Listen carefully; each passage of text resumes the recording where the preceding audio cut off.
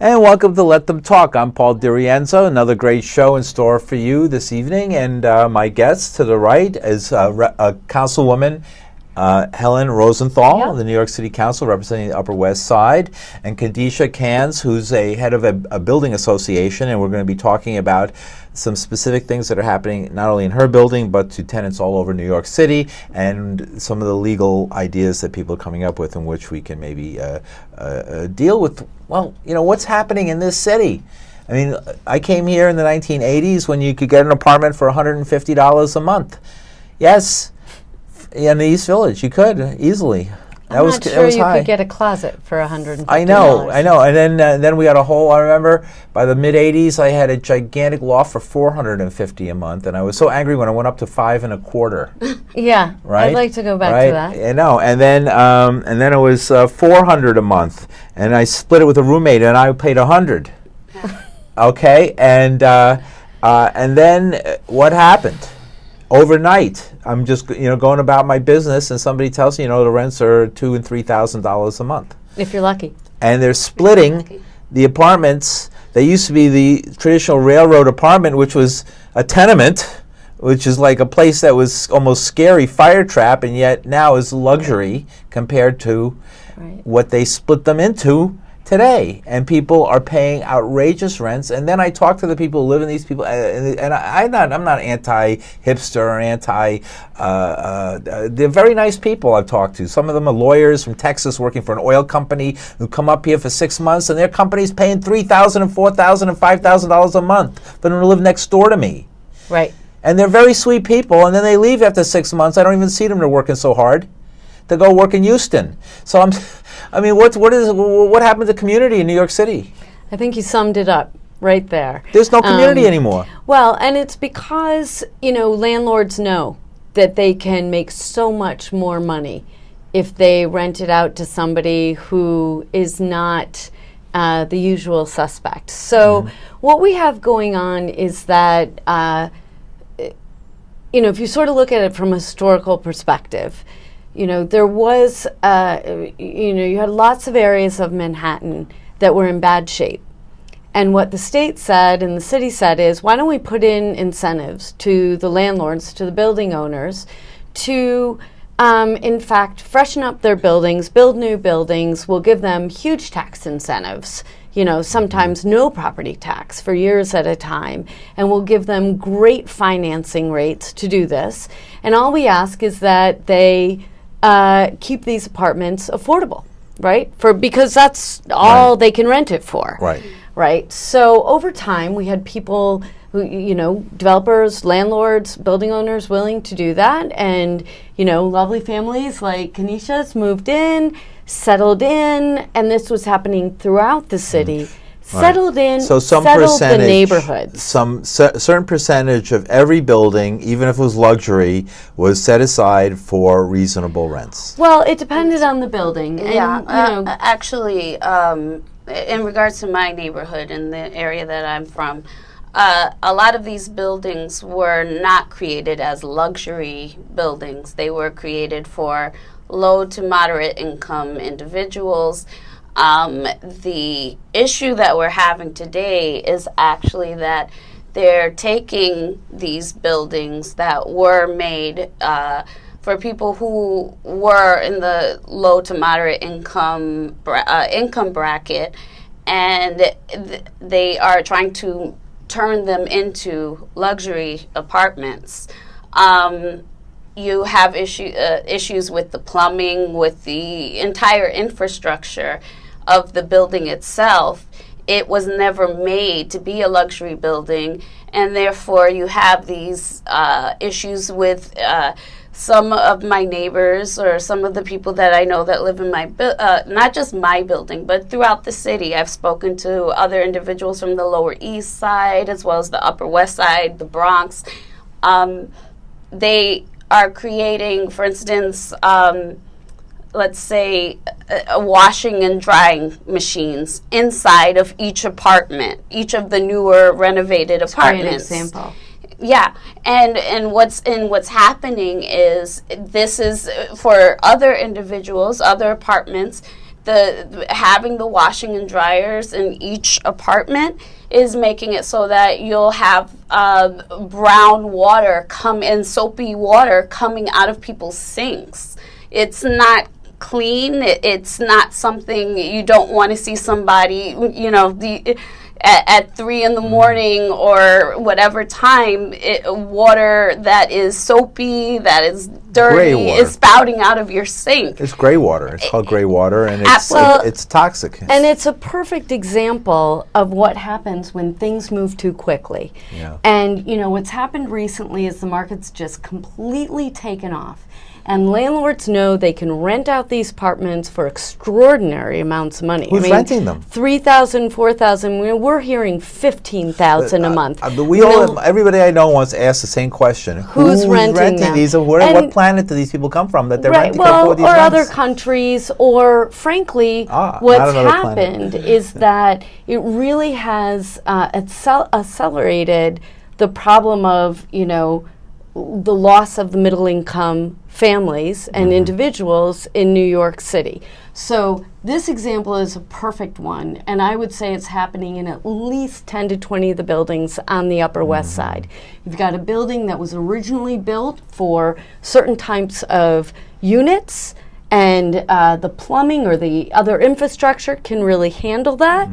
But once the landlord comes in and is making these superficial changes to each of the apartments, the larger infrastructure handle it. So then what happens? Then the landlord has to replace the entire plumbing for the whole building, right? Now there are additional costs that the landlord's allowed to pass on to all the tenants. So all of a sudden, because of our rent laws, Khadijah has to pay more money because that landlord inappropriately now has this very expensive plumbing system that's needed because the whole tenor of the building has changed. That's called a major capital improvement, That's exactly right. And what is a major capital improvement? What is an MCI? Well, that's a perfect example of one. It's any, what a right boiler do they have to replacement. do that? When can you get that? Really needs upkeep and maintenance. That's totally reasonable. But how is that different? It usually ends up being a very minimal. They go to DHCR, the state regulating unit. State regulators. Absolutely, and they apply for the MCI. So that they can, which is extra money that they can add on to our rent, and so for these so-called improvements, unfortunately, it doesn't always turn out that way. Now, improvements are different than bringing things up to code. How can you make improvements when you're not even up to code yet? It's so interesting. We're digging down into the weeds here, and these are exactly the nature of the problems. But fundamentally, the problem is that we had a set of laws initially, right? We had a set of tax abatements, a set of financing, where there was an assumption, there was an agreement that these tenants would live in these buildings, in these units into perpetuity. And times have changed. The market has changed. Landlords realize they can make a tremendous amount of money out of these apartments, and they're happy to walk away and forget about the original agreement and the original deal. So what we've got is a situation where, I know in my district, citywide, we have about 1 million rent-regulated units now. And Khadijah's building is a perfect example of one where it started off as affordable housing through the Mitchell-Lama program, but the landlord took it out of Mitchell-Lama, allowed to let these tenants be rent-regulated, rent-stabilized tenants. But over time, what the landlord can do is make life increasingly difficult for the tenants, right? So they're going to now pass along ridiculous amounts of cost for this new major capital improvement. Now, there's many landlords who are involved in this. It's interesting to me that we were talking about this specific landlord, this company, Stellar Management, and his name is Laurence Gluck, right? Yeah. And the reason I bring it up, because I looked him up before I got here. I knew nothing of him. I didn't know he was one of the worst landlords in the city. But what fascinated me was his not one, but two Hamptons homes, his $20 million a former apartment before he moved up in the world that he's trying to sell. I mean, when you just check his name on the internet, this guy is like incredibly rich. All right, he's unbelievably wealthy. He's up there with the gods of wealth, and yet he's coming to people who are struggling to survive in New York and jacking up their rent, a couple $100 a month? I mean, what's going on here in New York? I mean, is this like a class war going? Well, how did this sneak up on us? Yeah, I mean, that's a great question, and it really does symbolize the divide. Mm-hmm. You know, in the initial outlook, Mr. Gluck and other landlords and real estate owners took a risk on these buildings, and I get that. And they took a risk. They got a lot of help to take that risk. Mm-hmm. They got funds from the state. They got better interest rates. They got tax abatements, all these things. Now that we're in a different market, they're sort of saying, don't need to take that risk anymore. What I'd like to do is I can shave a little bit here, shave a little bit there, make life very difficult for these tenants and those tenants, and voila. All of a sudden, we've kicked them all out of they very quietly harassed them out of their apartments, and now we can get, $5,000, $10,000 for each of these units. The reality is there are laws on the books. These tenants have rights, and they are allowed to stay in their apartment, and they absolutely have rights not to be evicted or harassed out of their units, but the problem is exploding, just as you've said, and it's become so overwhelming that we can't, we keep putting, it's like whack-a-mole, you sort of fix the problem over here and it pops up over there. They beat back this MCI, but 2 years from now, there's the next one. Right. And so, Councilwoman Rosenthal, I want to get your, but I want to know, what are we going to do about it? You're the legislator. I assume you came here with some ideas for legislation. What are you going to do? Well, we have to attack it on two fronts. One is we have to protect tenants like Khadijah and everyone in her building, right? And so that means lawyers. It means access to lawyers. It means access to the courts so we can fight these landlords. It means, tweaking the laws at the city level to make life more tolerable. What it really needs is a change at the state level. We need to overturn the Erstat law and bring What rules is the Erstat law? This was something that was passed a number of years ago. It's like 40 years ago or something. Misinformation, I'm sure. And what it did was change the sort of who would decide what's going on with these units from the city to the state. Now only the state can turn it back to the city. And there's a big effort this year. In June 2015, the rent laws are going to be renewed. And this is the opportunity. This year is the time where we can get the state to turn the rules back to control by the city. So the city council make the rules and not the DHCR. Absolutely, the mayor. And really protect these tenants in the way that we need to. And the reality is New York State... Why won't the state do it? Because of the more conservative Republicans. I mean, take a drive through upstate, they shouldn't be talking because there's a disaster. There's just no relevance. There's no relevance. It's a disaster up there. They haven't run the upstate very well at all. Well, it's just that, Long Island, the upstate, there's no relevance with those senators to what's going on, and assembly people to what's going on in the city. And yet... of course, the real estate industry wants to keep things going the way they are, so they can contribute phenomenal amounts of money to these upstate senators, and who then will rule the roost, and we're left here holding the bag. So in Albany, and I want to go to Khadijah in a second. So are you expecting? Is this going to happen in Albany now? This it has to. That's the only place where it's going to happen. In the has it happened in the Assembly yet? Is it going to the Senate? The Assembly's on our side. We really need the Senate, and two things have to happen. People have to come out. Democrats have to come out and vote in November and support our Democrats who are willing to give control back to the city. And the second thing is we have to make a major tenant advocacy effort, over the course of the next 6 months. How about the governor? Doesn't he have any pull in all of this? Does Governor Cuomo really care? That's a question. So we hope that the I mean, governor the has buck's got to said- stop somewhere.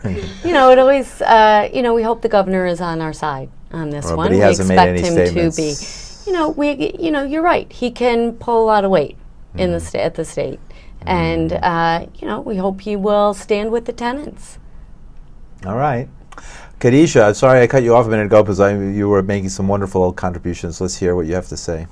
No, I just wanted to bring up the fact that I do believe that in this discussion, there seems to be, and I've read a lot and heard a lot of the other side, where there's this feeling that we came from, even though I think the words low and moderate income kind of brings up these ideas that we had this awful neighborhood that didn't look good. How about struggling working people with the community? Okay, it's not exactly what I've read on many blogs, but it's true that some people do think of us as being working class.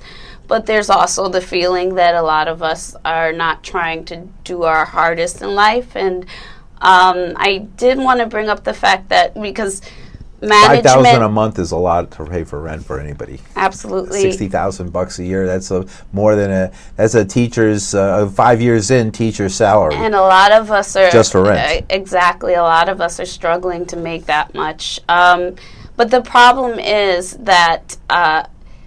I feel that because of that, I've seen some comments that management seems to believe that they have given us this opportunity. They took this risk on our neighborhood. I believe that my neighborhood, the neighborhood that I grew up in, was a wonderful neighborhood to grow up in. I loved growing up there. Everyone was working class, everyone, it was a safe community, and I think the key word was that it was a community, which is not the feeling that I get anymore. Now it's become something where, and it's not anyone's fault because they can't afford the rent, for more than a year. Yeah. It goes up after that year's over. Once it's over a certain level, it's market rate, and it's the end of that, right? And so a lot of individuals that even are able to actually pay that market rent have to move out. And I've heard some people say that they have to move into the east side, which Absolutely. is amazing to me because that was always the rich part of town. I know. I have a friend who's in the real estate business, yeah. and he says he can't afford to live in New York, and he's in the real estate business. He's in the real estate business. He lives in a place on Houston Street, a nice building, and the rents keep going up year after year after year. And he was, believe me, like a Republican, conservative type of guy. And he says that he went around to the different co-ops and deals that were in the neighborhood. He couldn't. He came back. His mouth was saying, "Guy makes $150,000 a year, and he's got to move out of the city because it's not enough." Yeah, I mean, one of the things that the city is doing now, and I see the de Blasio administration 100% committed to it, and I've worked with them, Commissioner Bean from the HPD, Housing and Preservation Development, on a couple of land use deals now. They are absolutely committed to making sure that for the new buildings going up where there's affordable housing, that they put both in paper, in practice, and in financing, that this building would be secure to have its units of affordability be affordable into perpetuity. Well, because I remember... And that's a real difference. I mean, I feel like the administration has really stepped up, heard, understand. I mean, it's de Blasio, but I mean, really understood what people have been struggling with all these years, and under this administration, really making a difference. You're a legislator, not an economist, but you deal with the economy all the time of the city. What everybody I talk to, we've already been down this path a couple of times now since the 2000, is a bubble.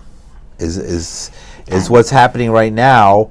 And smells to a lot of people like a real estate bubble that's inflating way beyond the ability, and all I can think of is you can put up a nice, beautiful glass building, but boy, it's going to look ugly when there's plywood instead of glass up there. Yeah, I mean, the de Blasio It'll really administration look is bad. making a bet. They're making a bet that if they upzone, that the developers are ready to come in and build very tall buildings, and then they'll be required to build affordable housing as a component of that. So yeah, But they're there's- taking a bet. But a lot of tenant advocates are worried about, I mean, and we realize the efforts that de Blasio is making, but a lot of us worry that why not just keep the affordable housing that we have present, you know, rather than creating more affordable housing and more buildings. Why not keep what we already have presently? Can we Well, increase the number of buildings? Right now, there's been a steady decrease in the number of buildings covered by rent stabilization, as if it was some passe idea that was going down the road of the dinosaurs, Exactly. when the opposite should be happening, and there should be every year an increase in the number of buildings that are on rent stabilization. So that's exactly true. I mean, if you look at de Blasio's plan, it's to build 80,000 new units but preserve 120,000. The problem is that preservation in many ways is dependent on what the state does. And, you know, I think at every turn we all have to, we as legislators, all have to be looking for opportunities for preservation. But there is no doubt it is very difficult. On the Upper West Side, we've gone from something like 40,000 rent stabilized units to now having 27,000, you know, over a very short period of time. Well, I mean, but if the bubble bursts, it sort of goes the other way. Then landlords will be happy to get whatever they can be getting, and you may see less harassment and eviction. I see it a little different, because what I see is if the bubble bursts, what people are going to be calling in, all their debts, and be calling in money that people don't have, and so if they don't have the protection of rent stabilization. Oh, I see what you're saying. In other words, that might be down the road, but the initial shock is going to have devastating effects, I think. It is, absolutely. One way or another, the effect is really on you know, moderate income families that have built these communities and now are being, you know, picked at and harassed and evicted out of their homes. Right. And that's what we have to stop. Right. And that's where the de Blasio administration has to step up the effort with, you know, legal teams going after the worst landlords, making sure that they're correcting their building violations and not doing these unscrupulous things. I mean, we have some tools at hand and we have to be using them generously. And when he discusses affordable housing, I think he needs to redefine what he thinks is affordable housing, because in my world, $850 for a studio apartment is kind of impossible. So, Right. and you know, that's absolutely true. I know you drive. I mean, I don't know who's going to live. I mean, you're driving. So, okay, Mayor Bloomberg used. I heard. I didn't hear him directly say it, but a reference that he once said when asked this question that New York City is a luxury product. Yeah, Yes. ouch. and So, he wanted the all of the billionaires to Isn't that move sort of in. isn't that sort of an embarrassing thing? Because if there's a fickle lot in the world, it's billionaires. I mean, you know, this year it's New York, next year it's, you know, San Tropez. I mean, who knows what they're going to do next Well, year? they have several apartments, so I know, they all can over the just place. go Right. from one to the next. You know, but Khadijah's point is correct, and it definitely plays out on the Upper West Side. We have pockets where, you know, the average median income is $40,000, and that's the market that we really need to make sure gets stable, affordable housing. But, you know, frankly, you referred a moment ago to public school teachers. You have a family with two public school teachers with seniority, and all of a sudden they're at $180,000 a year. They're priced out too. Right, that's So what I'm saying. when That's not a we lot of talk money. It's not about- enough. Well, 150,000 isn't enough. It's a spread, right? And so when we talk about the affordable housing, it really needs to meet the need of both communities. Now, there's some criticism of that the numbers, Yeah. and this has been criticism of the mayor, and I think you've read it. I think it was in the Gothamist just the other day, and some friend brought to my attention that these numbers are way too high. Well, it depends. As I said, you mean for the levels of affordability? Right, the levels of salaries for affordability in the Bronx and different places are talking about over $100,000 a year for families, and the reality is, in Hunt's Point, the average salary is $15,000 a year. You know, it's a matter of scale and it's a matter of location. I actually have a wide range in my district. The average median income in one community might be $40,000, but not even talking about the top 5% or the top 10%. The average median income for other families is roughly, $80,000 to $120,000 a year. So there really is a spread. However, we do need to keep it also in perspective that Upper West Side is one microcosm. There's a whole different reality going on in the Bronx. I mean, Councilmember Richie Torres and I talk about this all the time. We each represent roughly 170,000 people. 60,000 of his residents live on annual incomes of less than $20,000. 60,000 individuals, over 60,000. Right. On the Upper West Side, that number is closer to 17,000 individuals. District 8 is lower than Indian Reservation. Correct. And so when we're talking about the Bronx, we really need to recalibrate from when we're talking about the Upper West Side. Right, but still, there was this.